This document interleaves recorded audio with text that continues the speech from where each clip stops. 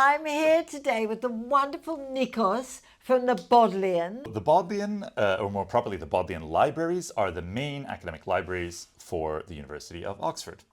And you'd think it'd all be words, but no, there's lots and lots and lots of gorgeous imagery.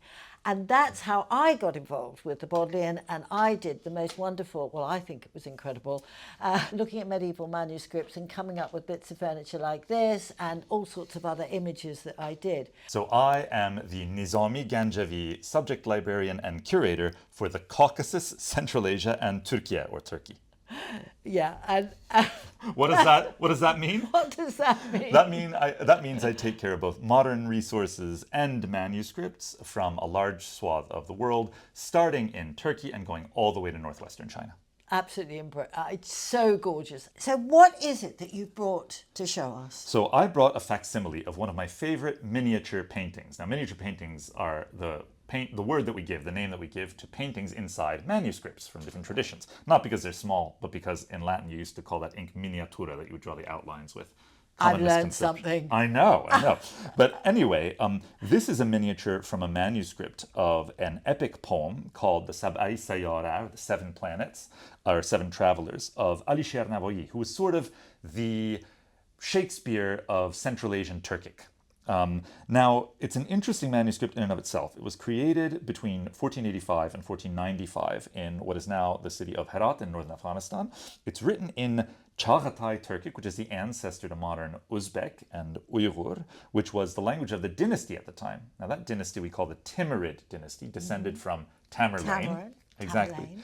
But what's interesting is we're coming up on the 500th anniversary of the Mughal dynasty. The Mughals considered themselves descendants of the Timurid dynasty. So they started up in Central Asia, which is where Babur, the founder of the Mughal dynasty, was from. But Babur considered himself a Timurid, the same dynasty that produced this manuscript. You'll notice that there's some really lovely textile designs here. It's one of my favorite parts of this miniature. And textile arts, embroidery, and weaving are a big part of Central Asian art even today. I have some traditional pieces here from Central Asia. Shall we take a look at them? I'd love to. I think they're incredible. So this is also chain stitching right here.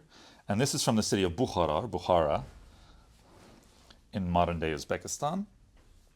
Absolutely beautiful. Yeah. Oh. And I mean, this is a really gorgeous piece that uses multiple colors. The fabric is woven on traditional looms, so it's quite thin, right? So they stitch two pieces together, right? And they embroider over that. Ah, I didn't realize that. Yeah, That's so you can see the seam in the middle, right? Yes. Which is, it's interesting because it's pretty seamless, actually. They've done a really good job at it.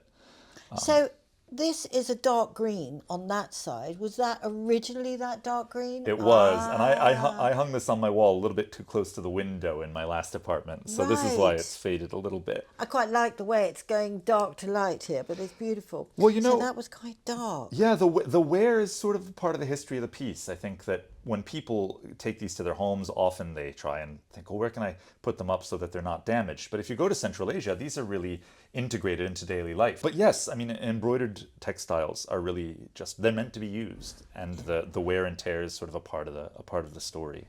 So I see images in there, which I've seen in other parts, like I was in India recently, and I see some of these images, like I think they're sort of like the... Carnations. Carnations, exactly right. See the sort of many-petaled sort of designs here that you can see look very much like carnations from Indian art or Turkish art. Yeah. And I mean, all of these motifs, they travel. They travel over the centuries. Yeah. This piece right here is a different stitch, a very different style. This is from the province of Urgut, next to Samarkand, near the Tajik border, also in Uzbekistan. And Urgut is known for its teapot designs. That's what they were described as to me. This piece is done in a sort of satin stitch, and so it looks very, very different to the other one, but they're all traditional in Uzbekistan to various regions. I love this. This feels like velvet. It's so very soft. Yeah, I mean, it's a very seamless sort of stitch. It's very hard to tell where a stitch begins and ends. And I think that's sort of the point, is the illusion created. Many, many pokes of a needle turn into a unified design. So these were done with a needle, or how would they be done? So this is done with a straight needle. Yeah. Right, and you can sort of see on the back there are separate in and out holes for every stitch, whereas This would have been done with a tambour hook, and it's sort of a slightly thicker needle that has a hook on the end of it.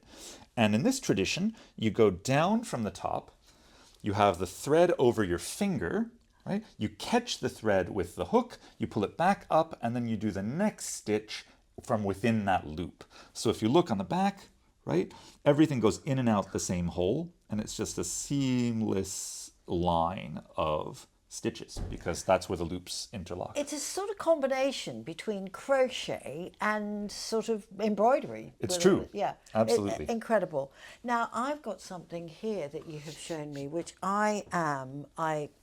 he said he's not very good at anything creative. Well, I can see two things here, which I think are amazing. So Nico did this, and I just think he plays it down, but my goodness. That is gorgeous. So tell us about this. What is the design? So pomegranates are a really popular motif all across basically the remit that I have in the Bodleian, all the way from Turkey to northwestern China and even inside China during some periods. Pomegranates represent abundance because, of course, when you open them up, there's seeds all over the place. And they're often depicted exploding in some way. So you've got a sort of middle slice here where they're sort of overripe on the tree and the three little sort of arrows popping out. So it's a richness, fertility, Exactly, everything. Exactly. Gorgeous. Yeah, and I just sort of put a traditional sort of chinoiserie, sort of Ming-inspired pottery, of course, popular all over I thought that was your Central Asia. teapot. Well, I mean, it could be growing out of a teapot, sure. I think it's a teapot. Well, I was subconsciously inspired by that, I guess. But yeah, it's just sort of elements that I drew together, and then a cheeky sort of modern butterfly at the top there. Because who doesn't love a butterfly? So I think what we should do is be inspired by this, for you to paint something. Oh boy. And you're really, really looking forward to this, aren't you? I am looking forward to it, although I think it's probably been at least 20 years since I picked up a paintbrush, but I'll take a crack at it. So we're going to break it down and work out how someone who doesn't paint and is quite nervous to do it is going to succeed. The drawing you've just done is fabulous, and you told me you can't draw, and I think that's a lot of people think they can't, and it's because when you were young you were told you can't draw, and yet before you were told that, when you were probably 3 or 4, you probably dabbled with paint and did doodles and all sorts of things. With wanton abandon, yeah. Exactly. So I think I say that to everybody. Bring out your inner 4-year-old. Nico, look at that. That is, you must be thrilled. Come on. I am pleasantly surprised, let's put it that way. And I have to say, and I'm not just saying this because of your invention, I mean, these paints, they make it really easy because it's sort of a what you see is what you get scenario. So I hope this is going to be the first of many.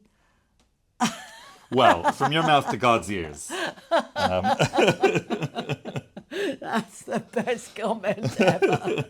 Well, thank you so much. This was great. Absolute pleasure.